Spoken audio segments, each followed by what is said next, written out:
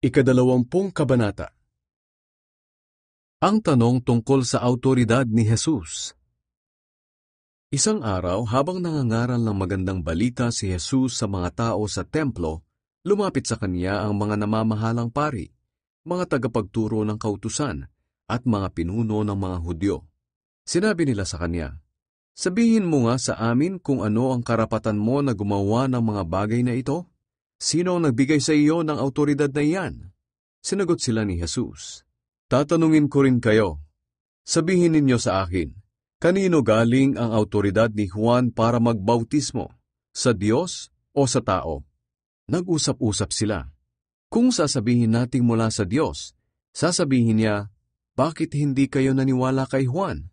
Pero kung sasabihin nating mula sa tao, babatuhin tayo ng mga tao, dahil naniniwala silang si Juan ay propeta ng Diyos. Kaya sumagot sila, "Hindi namin alam." Sinabi ni Jesus sa kanila, "Kung ganoon, hindi ko rin sasabihin sa inyo kung saan nagmula ang awtoridad ko na gumawa ng mga bagay na ito." Ang talinghaga tungkol sa masasamang magsasaka. Pagkatapos noon, ikinuwento ni Jesus sa mga tao ang talinghagang ito. May isang tao na nagtanim ng mga ubas sa kanyang bukid. Pagkatapos, pinaupahan niya ang ubasan niya sa mga magsasaka at pumunta siya sa malayong lugar at nanatili roon ng matagal. Nang panahon na ng pamimitas ng ubas, pinapunta niya ang isang alipin sa mga magsasakang umuupa ng kanyang ubasan upang kunin ang parte niya. Pero binugbog ng mga magsasaka ang alipin at pinaalis na walang dala. Nagsugo ulit ang may-ari ng isa pang alipin, pero binugbog din nila at hiniya at pinaalis na wala ring dala. Nagsugo ulit siya ng ikatlong alipin, pero sinaktan din nila ito at pinalayas. Nag-isip ang may-ari ng ubasan, "Ano kaya ang gagawin ko? Alam ko na. Papupuntahin ko sa kanila ang minamahal kong anak. Siguro naman ay gagalang nila siya."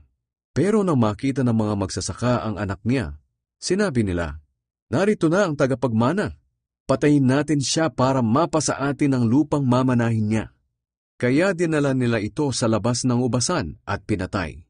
Ngayon, ano kaya ang gagawin ng may-ari ng ubasan? Tiyak na pupuntahan niya ang mga magsasaka at papatayin. Pagkatapos, pauupahan niya sa iba ang kanyang ubasan. Nang marinig ito ng mga tao, sinabi nila, "Huwag sanang ipahintulot ng Diyos na mangyari ito." Tiningnan sila ni Jesus at tinanong, "Ano ba ang ibig sabihin ng talatang ito sa kasulatan? Ang batong tinanggihan ng mga tagapagtayo ng bahay ang siyang naging batong pundasyon. Ang sino mang mahulog sa batong ito ay magkakabali-bali, ngunit ang mahulugan nito ay madudurog." Ang tanong tungkol sa pagbabayad ng buwis. Alam ng mga tagapagturo ng kautusan at ng mga namamahalang pari na sila ang pinatatamaan ni Jesus sa talinghaga na iyon. Kaya gusto nilang dakpin siya noon din. Pero natatakot sila sa mga tao. Kaya naghintay na lang sila ng ibang pagkakataon. Nagsugo sila ng mga espiya na magpapanggap na mabuti ang layunin nila sa pagpunta kay Jesus upang hulihin siya sa mga pananalita niya at maisakdal sa gobernador. Sinabi ng mga espiya kay Jesus, "Guro, alam naming totoo ang mga sinasabi at itinuturo ninyo, at wala kayong pinapaboran, kundi kung ano ang katotohanan tungkol sa kalooban ng Diyos ang itinuturo ninyo. Ngayon, para sa inyo, tama po ba na tayong mga Hudyo ay magbayad ng buwis sa emperador ng Roma o hindi?" Pero alam ni Jesus ang katusuhan nila, kaya sinabi niya, "Patingin nga ng pera. Kaninong mukha at pangalan ang nakaukit dito?" Sumagot sila, "Sa emperador." Sinabi ni Jesus, "Kung ganoon, ibigay ninyo sa emperador ang para sa emperador, at sa Diyos ang para sa Diyos." Nabigo sila sa pakay nilang mahuli si Jesus sa kanyang pananalita sa harapan ng mga tao. At dahil namangha sila sa sagot niya, tumahimik na lang sila. Ang tanong tungkol sa muling pagkabuhay. May ilang Saduseyo na lumapit kay Jesus at nagtanong. Ang mga Saduseyo ay hindi naniniwala sa muling pagkabuhay. Sinabi nila, "Guro, ayon po sa batas na isinulat ni Moises, kapag ang isang lalaki ay namatay na walang anak sa kanyang asawa, dapat ay pakasalan ng kapatid niyang lalaki ang naiwan niyang asawa para magkaanak sila para sa kanya. Ngayon, may 7 magkakapatid na lalaki. Nag-asawa ang panganay at namatay na walang anak. Kaya ang byuda ay napangasawa ng ikalawang kapatid, pero namatay din siya na wala silang anak. Ganoon din ang nangyari sa ikatlo hanggang sa ikapitong kapatid. Namatay silang lahat na walang anak sa babae. At kinalaunan, namatay din ang babae. Ngayon, sa araw ng muling pagkabuhay ng mga patay, sino po sa 7 ang magiging asawa ng babaeng iyon dahil napangasawa niya silang lahat? Sumagot si Jesus, ang mga tao sa panahong ito ay nag-aasawa. Ngunit ang mga taong mamarapati ng Diyos na mabuhay muli sa panahong darating ay hindi na mag-aasawa. Hindi na rin sila mamamatay dahil matutulad na sila sa mga anghel. Sila'y mga anak ng Diyos dahil muli silang binuhay. Maging si Moises ay nagpapatunay na muling bubuhayin ng mga patay.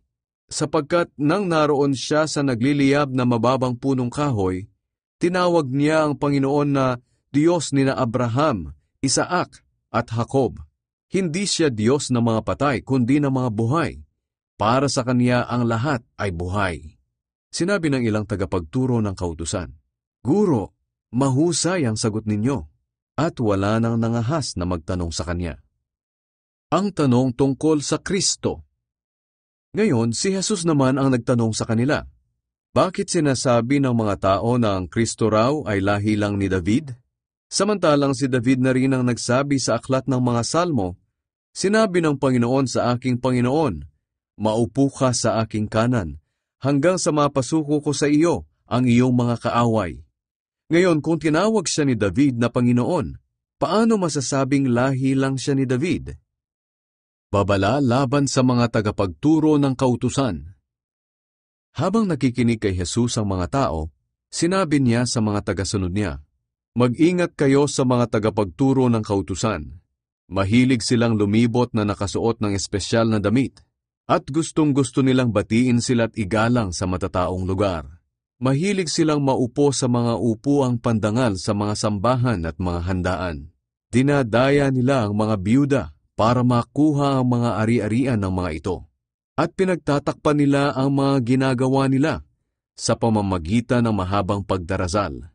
Ang mga taong ito'y tatanggap ng mas mabigat na parusa.